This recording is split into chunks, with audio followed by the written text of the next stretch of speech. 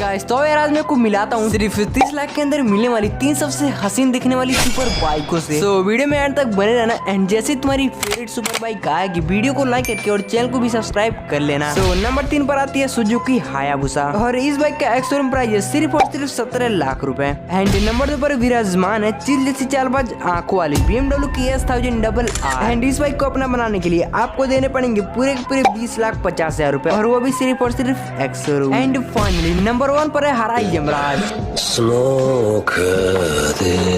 नाम है जिसका कावासाकी निंजा ZX-10R। वेल इस बाइक का प्राइस आपको बताना है नीचे कमेंट करके।